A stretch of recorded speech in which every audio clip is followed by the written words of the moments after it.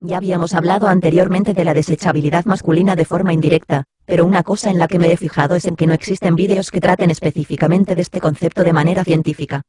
Esto es bastante extraño, teniendo en cuenta la relativa prevalencia de la idea dentro de los sectores antifeministas, así que en esta ocasión trataré de remediar esa carencia.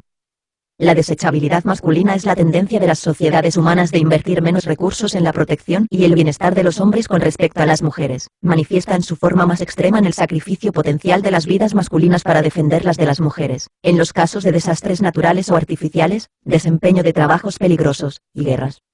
Esta preferencia puede apreciarse en numerosos estudios, como por ejemplo, en los resultados del experimento de la máquina moral, que trataba de enseñar a las máquinas a tomar decisiones éticas mediante la observación de las respuestas humanas, y que arrojó como resultado que las vidas de las mujeres tenían un valor mayor a las vidas de los hombres. Cuantificar el diferencial de valor correspondiente a la variable del sexo es complicado, pero sabemos que las mujeres siempre son consideradas como notablemente más valiosas que los hombres.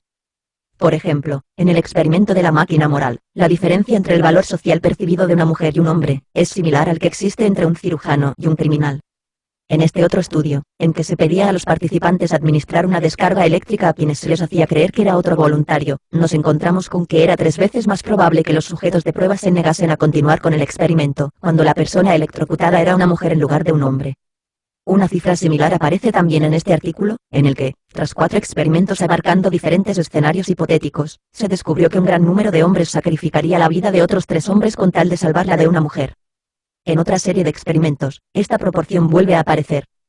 Por ejemplo, en una variación invertida del experimento de las descargas eléctricas, en que los participantes tenían que gastar dinero real para evitar que otra persona fuese electrocutada, cuando la víctima era una mujer, el dinero invertido en su protección era 3 veces mayor que cuando la víctima era un hombre.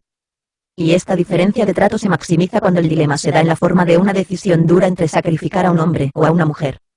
En el famoso dilema del puente y el tranvía, prácticamente todos los voluntarios escogían sacrificar a un hombre, y nunca a una mujer, y cuando el escenario hipotético era un barco hundiéndose, casi nadie escogía priorizar a los hombres, a pesar de que un número considerable de personas sí que se posicionó a favor de salvar a las mujeres primero.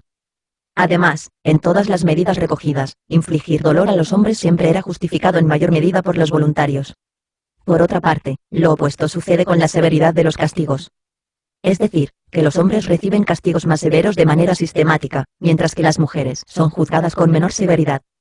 Infinidad de estudios han examinado este fenómeno, siempre llegando a la conclusión de que la sociedad ve con peores ojos las transgresiones cometidas por los hombres que las cometidas por mujeres, y esta evaluación negativa se agrava aún más si la víctima es una mujer.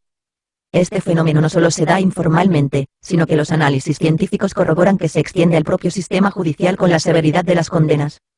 Además, este sesgo no puede explicarse por otros motivos, como las posibilidades de reincidencia o la mayor fuerza física de los agresores varones, ya que los hallazgos de este otro estudio científico muestran que tal desequilibrio sigue apareciendo en delitos en que estos factores son irrelevantes.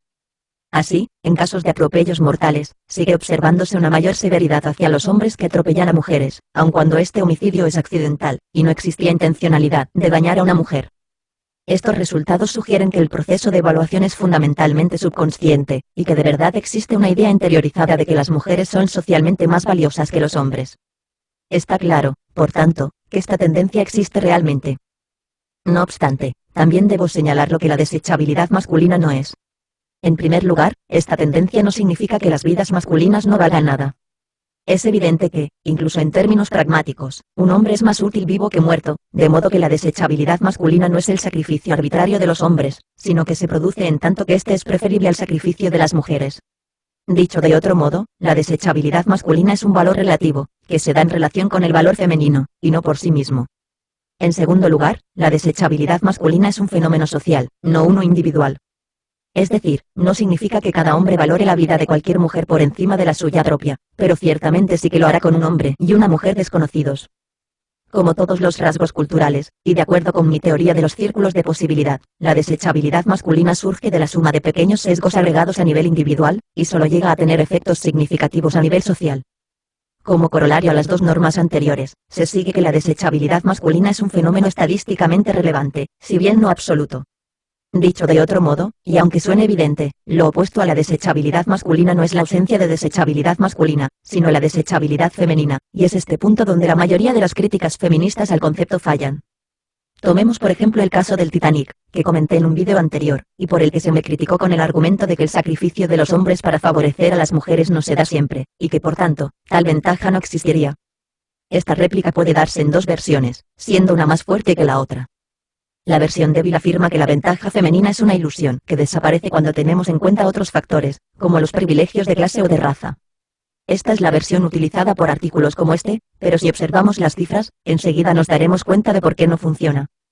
No solo ha tenido que recurrir la autora a hacer una comparativa injusta entre la clase más privilegiada de los hombres y la clase más desventajada de las mujeres para alcanzar algo de paridad, sino que, incluso así, los hombres más favorecidos salen peor parados que las mujeres de la clase más baja. La versión fuerte, por otra parte, niega por completo la existencia de cualquier ventaja, llegando incluso a plantear que la discriminación directa y sin paliativos de los hombres es una condición necesaria para que la situación sea justa. Y posiblemente, esta versión fuerte sea la más extendida. Así, tenemos ciertos argumentos, basados principalmente en este estudio, que plantean que, puesto que la orden de dar preferencia a las mujeres primero no se da en todos los casos, no existe discriminación. Pero como habíamos dicho, la ausencia de discriminación en algunos casos, no refuta ni compensa su existencia en otros, y pretender que la situación es justa porque no siempre se discrimina a los hombres, es como pretender que un juego de ruleta rusa es justo si uno de los participantes juega con una pistola descargada, solo porque el otro participante no haya llenado todo el tambor de su revólver. En cualquier caso, la discriminación persiste, en tanto que, aunque no todos los naufragios llegan a los extremos del Titanic, en que se les disparaba a aquellos hombres que pretendían subir a los botes de emergencia, en ninguno de ellos se daba la situación contraria. No obstante, los mismos partidarios de este argumento aluden a que, en los naufragios en que la norma era el sálvese quien pueda en lugar de mujeres y niños primero, tendían a sobrevivir más hombres. Sin embargo, esta discrepancia se explica por la composición de las propias tripulaciones, en que los trabajadores del barco son casi exclusivamente varones, y estos tienden a sobrevivir en mayor medida por sus conocimientos del plano de la propia embarcación y por tener un acceso anticipado y más completo a la información relativa al estado de la nave. De este modo, podemos concluir que no existen razones para suponer que la tendencia a la desechabilidad masculina esté justificada de algún modo.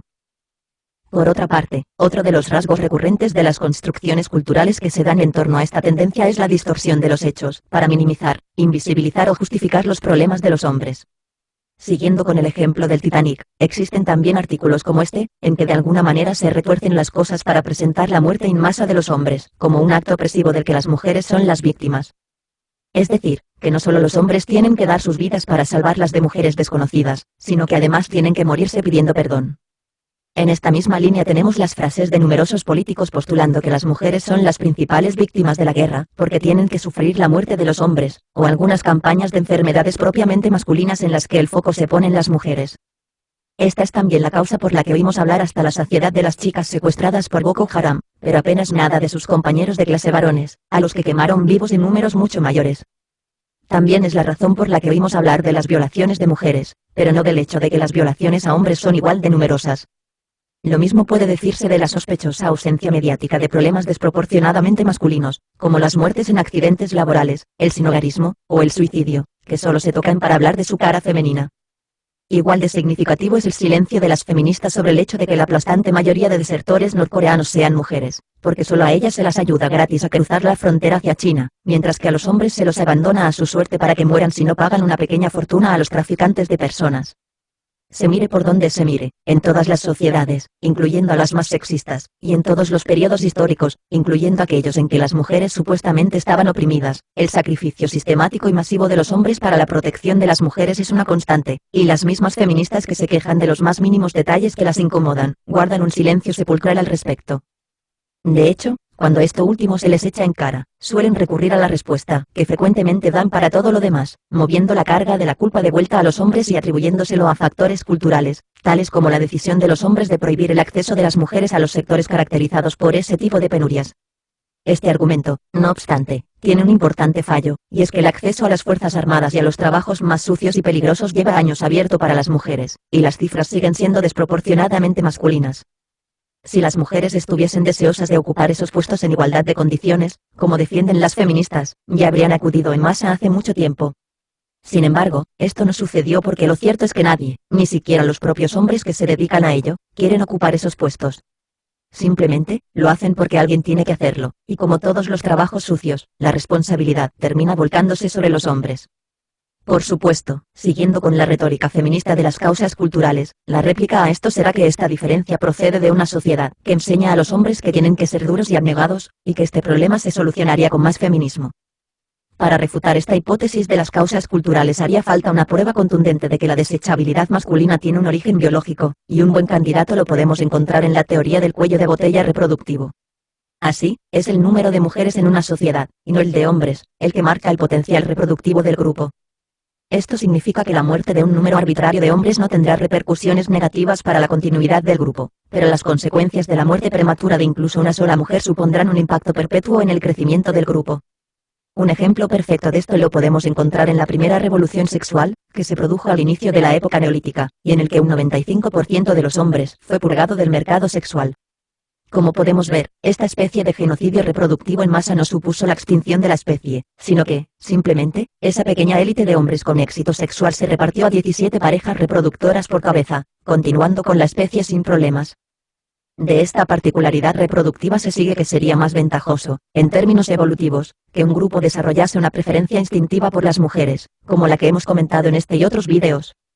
Esta hipótesis de que la desechabilidad masculina es el resultado de la competición intrasexual se ve confirmada experimentalmente por dos observaciones. La primera es que este sesgo se agrava en escenarios en que las posibilidades de encontrar pareja son menores. La segunda, es que no se observan sus efectos en los hombres homosexuales, demostrando la influencia subconsciente de mecanismos reproductivos. No obstante, las feministas más insistentes podrían argumentar que esto no demuestra que esa preferencia no sea cultural, así que, ahora que tenemos una causa posible, deberíamos encontrar también alguna clase de constante que fuese completamente biológica y no pudiese ser alterada culturalmente, y que indicase una adaptación evolutiva hacia la desechabilidad masculina. Una pista de esta constante podemos encontrarla en la hipótesis de Trivers-Willard, según la cual el sexo de la descendencia no es aleatorio, sino que se inclina más o menos en una dirección de acuerdo con lo favorables que sean las condiciones del entorno para cada sexo. De este modo, a pesar de la creencia popular de que las probabilidades de concebir a una niña son idénticas a las de concebir a un niño, lo cierto es que 150 fetos masculinos son concebidos por cada 100 fetos femeninos. Lo que sucede es que los primeros mueren en proporciones mucho mayores a lo largo del tiempo.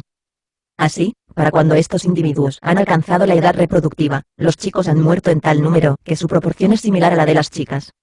Esta muerte prematura, sin embargo, continúa a lo largo de toda la vida, y es más evidente si consultamos el ratio de hombres jubilados por cada mujer de su misma edad. Este hecho, que se conciban muchos más varones que mujeres para compensar la mortalidad existente, no puede explicarse únicamente por los factores culturales. Es necesario que, de algún modo, nuestra biología esté preparada para anticipar la desechabilidad masculina como una realidad biológica. Y no solo eso, sino que además existen mecanismos para ajustar esta proporción de acuerdo con los tiempos. Así, por ejemplo, un mayor número de mujeres de lo habitual, nacen durante periodos en que la supervivencia es más difícil, y esto solo puede ser explicado si la naturaleza está al corriente de que la descendencia femenina será ayudada en mayor medida por el grupo y tendrá una vida más fácil en términos de supervivencia. Esta ventaja, efectivamente, ha sido corroborada por otros estudios científicos. Por otra parte, una proporción incluso mayor de hombres nacen después de los periodos de guerra, compensando la pérdida de vidas masculinas. Y si la universalidad de la desechabilidad masculina a lo largo de todas las culturas del mundo nos ponía sobre la pista de su codificación biológica, estos hallazgos la confirman. La propia naturaleza humana está preparada para sesgar las ratios sexuales, haciendo nacer a más hombres tras eventos en los que estos habrán sido sacrificados en grandes números, y esto solo es posible si hemos sido seleccionados naturalmente de forma que asegure que ese sacrificio es fundamentalmente masculino. Por este motivo, la ciencia corrobora que el feminismo es inadecuado e incapaz de solucionar el problema de la desechabilidad masculina, y que este no podrá ser remediado sin la intervención de algún tipo de cambio material.